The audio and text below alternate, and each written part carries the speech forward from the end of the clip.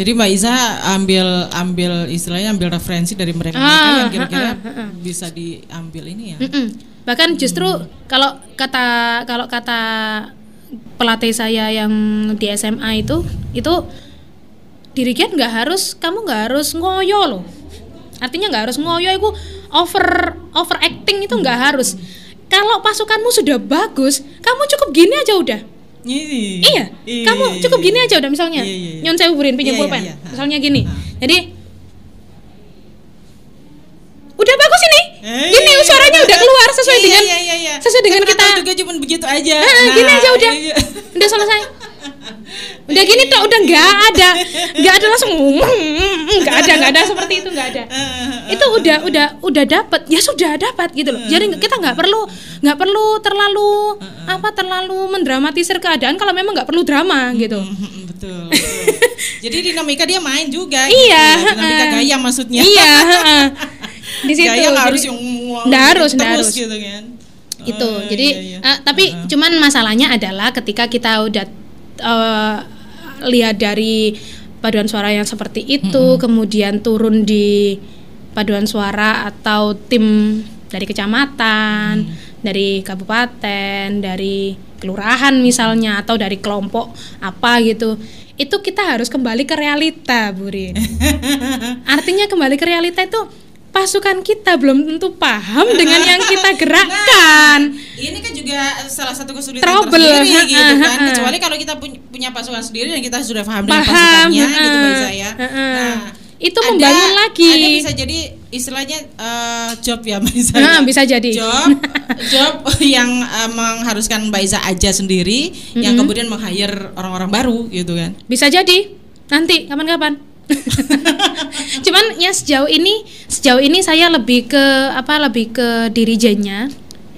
Untuk pemain musiknya ada sendiri. Nanti yang bisa saya lakukan ya biasanya ibu-ibu. Ada adik gitu dikasih tahu udah, ayo kamu gini udah selesai gitu loh. Kalau ada adik mungkin kan mereka masih bisa dibilang murni dan sebagainya gitu. Tapi kalau ibu-ibu kan keras suaranya. Itu udah di ekspresi gini, mereka tuh gini loh. Aduh my god. Jadi saya ngerasanya baik menghadapi realita yang begitu. Banyak sekali. Jadi sampai sebelum latihan tuh sampai saya ayo semuanya, mereka kan belum tentu bisa baca partitur Bu Rin. Jadi belum tentu bisa. Ini kita sambungannya mana sih habis baris pertama ini kok. Ini kok ada lagunya kok sama. Nah, ini terusannya. Yang penting bisa nyanyi enak aja udah enak itu. Nah, bisa jadi seperti itu. Terus akhirnya kita kan ngasih tahu ibu-ibu, jadi habis baris pertama langsung ke baris keempat ya. Soalnya baris kedua sama ketiga bukan miliknya ibu-ibu ya. Itu kasih tahu. Kalau nggak dikasih tahu nanti mereka nyasar gitu loh.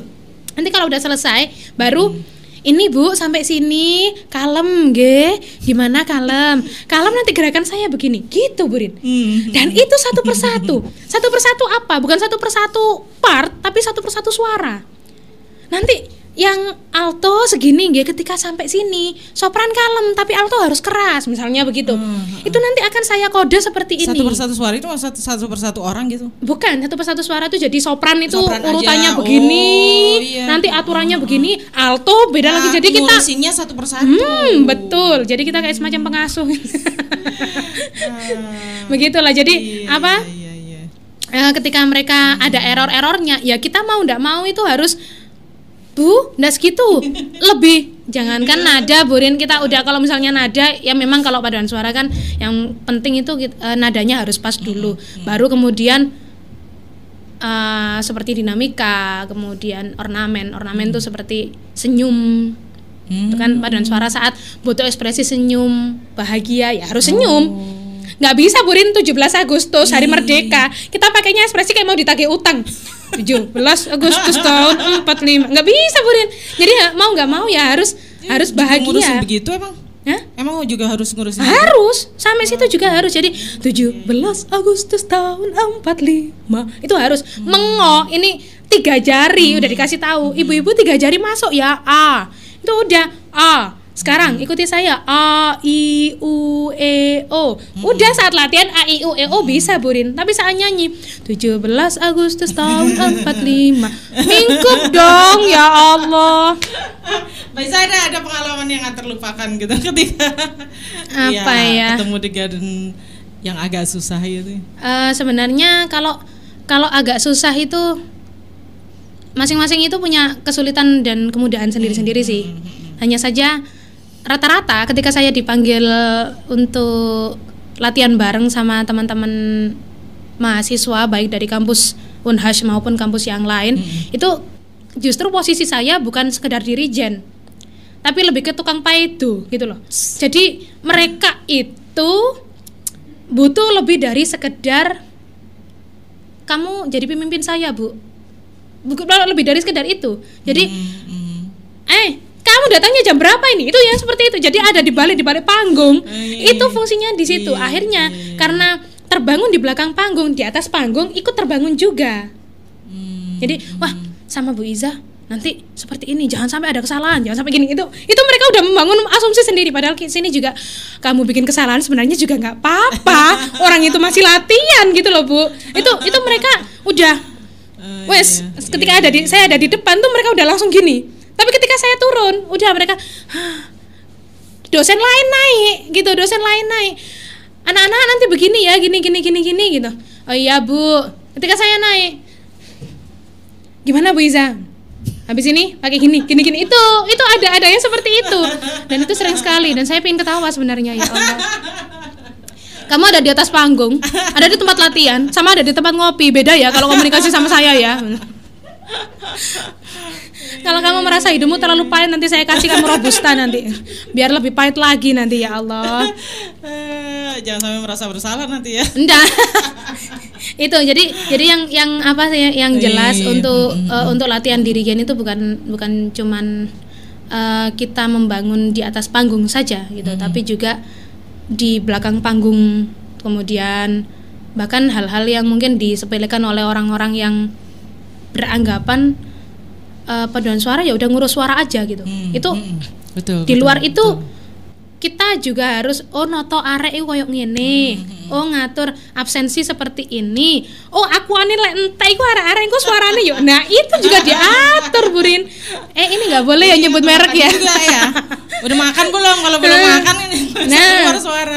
Begitu. Jadi nanti latihannya jam 8. 15 menit sebelum latihan semuanya sudah harus datang. Itu ada ketentuan-ketentuan yang memang sudah terbiasa dibangun gitu loh. Nah, itu kalau di sini seperti itu, yang misalnya saya yang jadi bagian tukang paidonya itu seperti itu. Tapi kalau saya yang jadi tamunya, saya yang diundang, ya saya manut sama yang ini, sama ketentuannya itu tadi saya manut. Jadi kalau nanti latihannya jam segini ya, tolong nanti lagunya ini ditaruh yang sini, ini taruh sini. Jadi kalau lagunya taruh di depan atau apa, kita kan kadang membedakan, Burin, lagu yang untuk praacara itu seperti apa, lagu yang saat acara inti itu seperti apa. Soalnya ada penampilan-penampilan yang sebagian organisasi itu membedakan. Kalau praacara itu nanti dibuat latihan aja, latihan di atas panggung gitu. Ya udah dibikin latihan. Jadi mereka nggak terbebani dengan dilihat oleh banyak orang, nggak terbebani seperti itu. Tapi kalau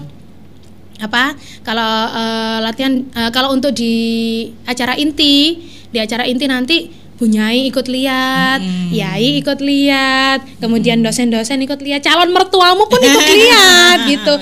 Itu kamu harus tampil perfect misalnya seperti itu.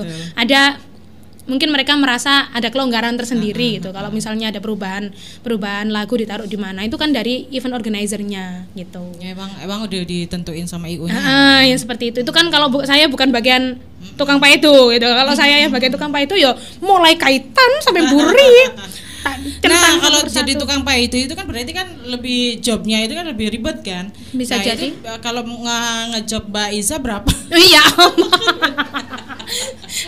Mbak Iza berapa sih? Oh my god. Konduktor. Ini gue harus jawab gimana?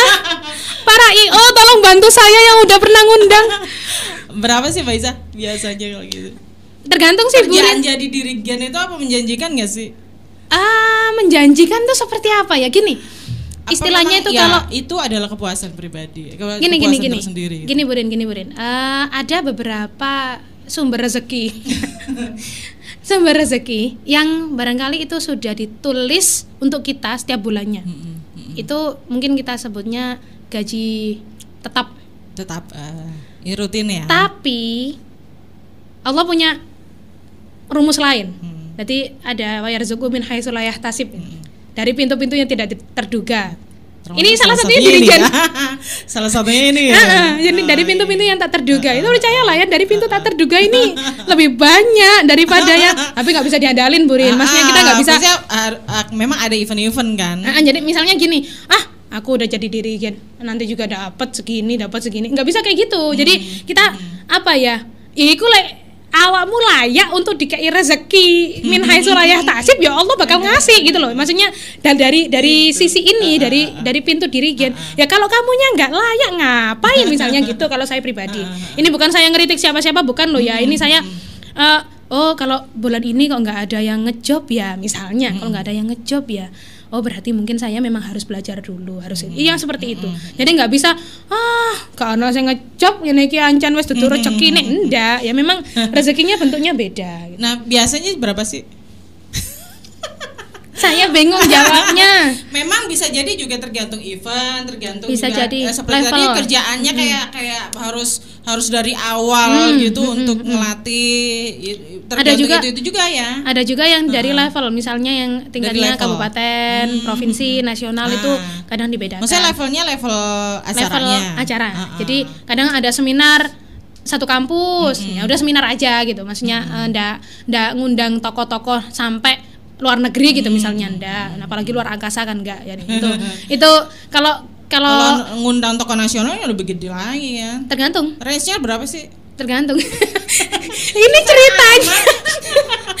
ceritanya dari tadi gue dicecar. Siapa tahu ya lagi pengen jadi dirigen kan ya. Oh ternyata begini, mau gitu. Kan saya lebih ke gini sih Burin, saya lebih ke kamu ngasih berapa udah gitu. Begitu. Justru kadang saya pingin sih. Sekarang. Saya lebih pingin bisa kayak Gus Dur sih. Kalau Gus Dur kan dikasih berapa aja masuk ke mana? Loker.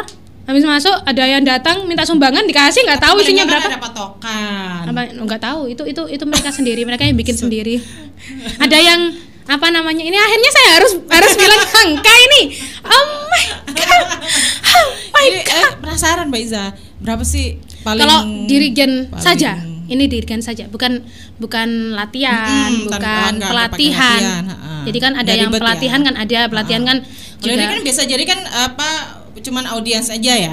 Bisa jadi audiens saja, nggak pakai paduan suara.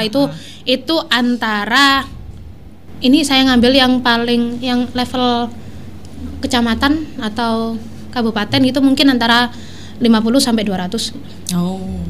Itu yang level kabupaten. Ini jangan jadikan patokan. Kalau mau ngasih lebih sebenarnya juga nggak apa-apa gitu loh. Nggak dijadikan kalau ngasih patokan. lebih harus kayaknya. Ini saya dicecar saudara-saudara ya Allah. Tapi kalau namanya? Agak ribet? Yang bukan agak ribet sebenarnya kalau ya? Kalau sama ini misalnya levelnya sama-sama dirijennya. Jadi cuman hadir mimpin Indonesia Raya misalnya atau mars kebangsaannya, mars kebanggaannya itu kalau levelnya mungkin dari provinsi sampai nasional bisa jadi antara 200 sampai 700. Itu tergantung sama yang menyelenggarakan siapa, lokasinya di mana gitu kan. Terus ada juga yang IO yang baik hati, ada IO yang baik hati itu, Mbak acaranya di Nganjuk, sampean nggak usah berangkat, nanti kita jemput. Saya kira jemputnya pakai satu mobil dong atau satu apa gitu, nggak taunya itu deret ke sana apa istilahnya? Kenapa? Jadi depan ini strada, belakang itu jeep itu apa istilahnya? Bukan patwal, kayak rally, bukan rally, apa sih Bu? Yang apa? Kayak konvoy gitu loh, tapi itu mobil. Kaget saya, loh Pak, itu Pak macet Pak, agak majuan aja biar mereka masuk. Lah mereka ngikutin kita kok. Oh my god, ya Allah, saya nggak tahu kalau ternyata itu ada yang seperti itu gitu loh. Ada yang sampai udah Pak sama ada di mana kita jemput, ada yang seperti itu. Ada juga yang penting. Ya Allah, kata ibu saya saudara-saudara, ini perlu dicatat, lebih baik. Memang baik jadi orang penting, tapi lebih penting jadi orang baik. Itu, tapi saya nggak tahu ibu saya ngambil dari mana. Pokoknya gitu. Lebih penting dari orang baik dan penting. Iya kan? Kadang kita kalau udah bosan sama kepentingan kita cuma butuh kebermanfaatan aja loh, gitu ya. Udah bosan sama kepentingan berarti sering dipentingin gitu. Sering dipentingin, ya siap. Sering dipentingin. Iya. Istilah baru dipentingin. Event yang terbesar pernah Terbesar ini gimana maksudnya? Sama, orangnya yang, banyak atau tokohnya pejabat yang ini yang tak terlupakan gitu Mbak Iza. Kalau atau tiba-tiba karena suka sama Dirjen terus ada yang ini, ada yang ngajak udah jadi mantu saya. Baik. Tidak open paid promote ya kakak. Paid promote-nya di Suara Tebu Ireng aja nanti. Beneran loh kalau lihat Mbak Iza ngedirect apa namanya kalau ya bisa direct. Hipnotis sudahlah. Jadi gini, kalau untuk saya enggak tahu ini tertinggi apa enggak, tapi saya pernah satu hari itu 2 kali ngisi di acaranya Jokowi untuk Dirjen. Jadi di mana? Tebu Ireng sini yang peresmian apa pembukaan sih? Peresmian ya? Peresmian Museum Islam. Iya, betul. Dari Museum Islam Nusantara diganti Museum Islam Indonesia. Pak Jokowi itu ya. Pak Jokowi, kemudian Menteri ada Pak Muhadjir Effendi juga ada. Bahkan orang-orang nggak tahu kalau itu ada Pak Menteri di situ gitu. Berdiri gitu. Gini biasa berdiri gini. Nggak ada yang tahu, nggak ada yang minta foto, nggak ada yang apa. Dikira orang biasa gitu. Sampai akhirnya mobilnya Presiden sama Abah Yai kan barengan. Jadi saat itu Abah Yai sholah barengan sama Pak Jokowi, didampingi sama Bunyai juga. Terus ada Mbak Yeni Wahid itu saat itu. Disapa sama Mbak Yeni, "Hai. Oke, Mbak Yeni. Apa kabar?" Dan tanyain biasa, "Apa kabar?" "Oh, baik." Saat itu kan pintu masuk untuk presiden untuk duduk itu kan deketan sama tim paduan suara gitu loh. Itu kalau nggak salah ada kok, siapa yang moto ya saat itu ya, ada saat itu kebetulan ada satu foto yang merangkum timnya paduan suara Unhas dengan Jokowi saat datang. Itu saat di Tebu Ireng, saat sini belum selesai, di Tebu Ireng belum selesai, saya harus lepas ini, bilang sama pas pampresnya, saya harus keluar Mas, soalnya saya harus ucul gitu, saya harus lepas ke Denanyar. Denanyar soalnya juga ngundang saya gitu. Jadi sama ternyata, jadi pas pampres sudah ngizinin, saya nyampe sana, pas pampresnya udah di sana. Jadi gitu. Jadi orang yang sama ini tadi kan pas pampres kan ada banyak ya kan, itu orang yang sama. Loh kamu di sini lagi? Lah saya disuruh kesini ya Pak. Romo mau bareng ngambil aku. Baik. Tahu gitu saya ajak kenalan Pak tadi Pak, ya Allah. Itu jadi satu hari bisa saat itu 2, jadi ketemu sama Pak Jokowi itu di 2 acara itu, 2 acara di Denanyar saat itu kalau nggak salah peresmian BMT atau apa sih, koperasi gitulah. Itu di Denanyar. Di Denanyar. Kemudian yang kemarin 2019 itu di Tambak Beras itu Pak Wakil Presiden Yai Ma'ruf Amin. Rakernas Rapat Kerja Nasional IPPNU se-Indonesia itu di Tambak Beras itu dihadiri sama sama Yai Ma'ruf Amin sama Ibu juga Bu Hovifah itu datang. Tapi kalau untuk yang apa lagi ya? Ya paling itu sih kalau yang di Tebu Ireng, di pesantren Tebu Ireng sendiri, kalau misalnya ada undangan kayak menteri atau apa itu saya sampai lupa menteri ini sopo ae Mas. Ya Allah ngapunten loh bapak-bapak ibu-ibu ya Gusti. Terus yang paling barangkali yang masih keinget itu saat Mbak Nana sama Pak Hotman. Itu juga Dirjeni saat itu. Mbak Nana soalnya saat itu saya juga sempat ngevlog sebentar sih. Soalnya buat laporan buat bilang Mbak Nana jadi gini bisa kasih satu kata atau apa motivasi buat ini, kasih sama Mbak Nana itu. Udah. Itu terus selebihnya ya paling kalau di Surabaya di acaranya Ibu juga, di acaranya Pemprov Jawa Timur barengan sama Medsos. Iya, Bu Hovifah. Itu juga itu saat itu, tapi yang hadir bukan Bu Hovifah, yang hadir saat itu kalau nggak salah saya lupa dari Humas Protokol atau dari apa ya, dari kapan? Kominfo. Saat itu Desember 2019. Belum. Tahun kemarin. Pandemi gini ngaruh nggak Mbak? Pandemi gini jarang ada eventnya. Ada 1-2, tapi ya tetap tempat duduknya dijauhin.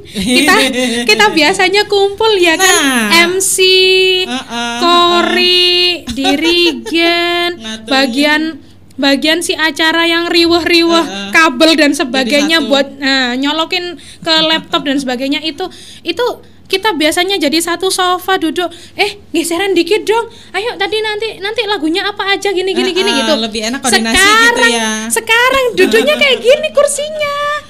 Jadi kursinya itu satu persatu agak jauhan. Bisa dengerin suaraku nggak sih? Bisa kok Mbak, bisa sampean kerasin aja nggak apa-apa gitu. Ya Allah. Terus pas diri Jenny juga sama, tetap pakai masker terus. Jadi mau nggak mau kan mata yang harus ngomong ke audiens. Memang harus ngomong ke audiens tuh mata sama gerakan. Jadi senyum dan sebagainya tuh akan terlihat kalau ini keangkat gitu loh. Kalau pasukannya paduan suaranya enggak, paduan suaranya enggak. Oh. Jadi kita cuma ituin aja sih hadirin. Nggak mungkin pakai masker kan? Masker. Universitas kayak gini tutup gini. Universitas. Ya Allah. Iya. Ya gitu udah pokoknya. Ada Mbak Iza, terima kasih. Nggak terasa lo ngobrol sama Mbak Iza berapa jam?